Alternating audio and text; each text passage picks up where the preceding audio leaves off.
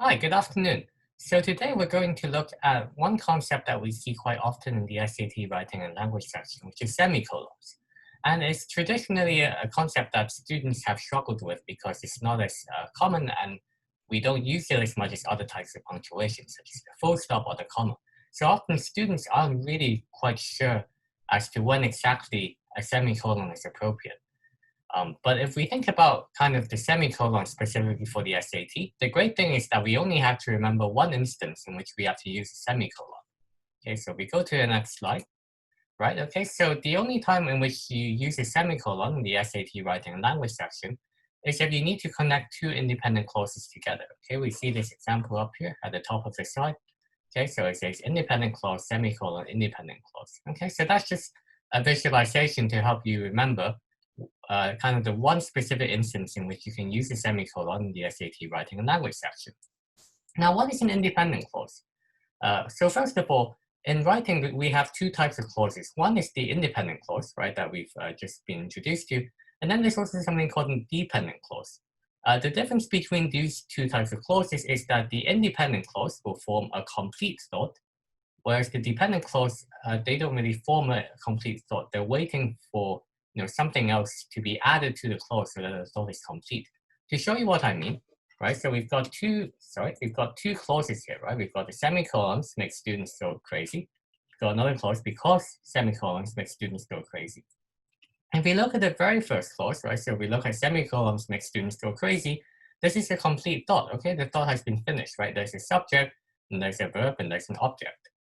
Okay, so that would be what we call an independent clause, right? More informally, if we approach this as a way of thinking about kind of that sentence or that thought, right? Does it seem finished, right? Are we still waiting for more information? Is there this anticipation that more is going to come? No, okay, so we will call this an independent clause, all right? So I'm just gonna type that out. This is an independent clause.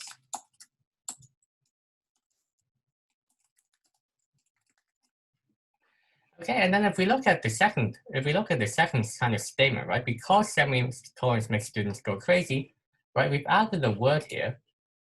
Okay, so we've added this kind of transition word here, because, okay, and then because of this additional word, the thought is no longer complete, right? We're waiting for something to perhaps complete the sentence, right? Maybe there'll be a comma here, and then, there'll be some additional thoughts here, right? And that will be what makes the sentence complete.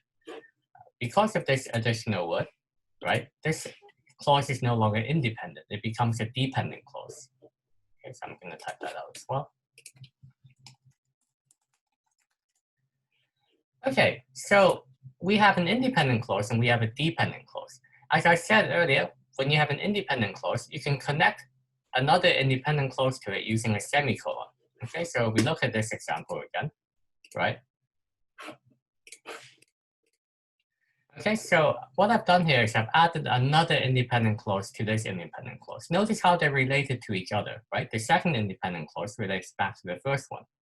Okay, and we can connect them using a semicolon. So we would say semicolons make students go crazy. Semicolon, the concept is such a hassle. Okay, and that would be the only appropriate use of a semicolon on the SAT writing and language section. If you have a dependent clause, so if we look at that second clause again, because semicolons make students go crazy, you shouldn't put a semicolon after that, okay? Because the first clause is an independent clause. So what we would do to complete that sentence, one way to do that is to add a comma and then to add an independent clause after that. Okay, so this is kind of the completed thought. Because semicolons make students go crazy, nobody wants to see them on the SAT. All right, so in this case, we follow the structure of dependent clause, comma, and then independent clause. Okay, and so to repeat again, if you have two independent clauses, you can connect them using a semicolon, and that is the only way in which semicolons are appropriate on the SAT writing and language section. Okay, so let's look at an example question, all right? Okay, so I'm gonna clear all this up. Okay, so we have this example question here, right? So we have a sentence for us and we have to make that correction, right? Drinking water is scarce in desert areas like Las Vegas and needs to be shipped from water-rich states. Okay, so they're asking us, so this question is asking us to correct this part here, right? So the part that's been underlined, Las Vegas. Okay, notice how that they've ended the comment, they've kind of ended this clause with a comma here. right? And then if we kind of look at the two clauses, okay, the first one, drinking water is scarce in desert areas like Las Vegas. Okay, is this still completed? Are we waiting for kind of more information? Is there this anticipation that, the sentence may not be finished? No, okay, if we take that clause by itself, the thought is complete, so we know that this is an independent clause. Okay, let's look at the second clause. It needs to be shipped from water-rich states. Okay, so we have, again, a completed thought, right? But usually, the it will be replaced by the actual noun, okay? Because if we just take that clause by itself, we don't know what the it is. But because we're reading it in kind of the context of this two-clause sentence, then it's fine, okay? The grammatically is okay.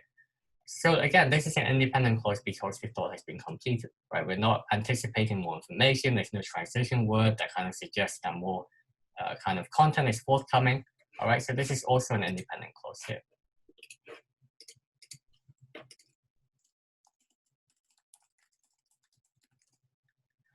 Okay, so we have two independent clauses and they're related. Okay, so they're talking about kind of the same subject, or they're talking about the same kind of idea, right? So what do we do? Based on what we just talked about, what are we going to do? We're going to replace this comma with a semicolon, right? So we don't want this anymore, okay? Because this is not the proper way to join two independent clauses, okay? Unless you have kind of a conjunction, okay? But that's for maybe another video, right? Because this video is about semicolons. So we would want to take this comma out and we will replace it with a semicolon here. Okay, and that is the proper way to kind of join these two independent clauses together. And if we look at these answer choices, right, the only one that does that is D. Okay, so D will be the correct solution here. All right, so just to recap once again, the only instance in which you will use a semicolon on the SAT writing and language section is if you have two independent clauses that's been put together in one sentence and the two independent clauses are talking about the same idea. Okay, so I hope that was helpful. And if you ever need any more kind of test preparation or help with kind of English grammar or English language, you're always welcome to come to the Edge. Okay, we work with students of all ages and abilities on their test prep needs or on their academic needs. And we're just a call and an email away. All right, so thank you very much.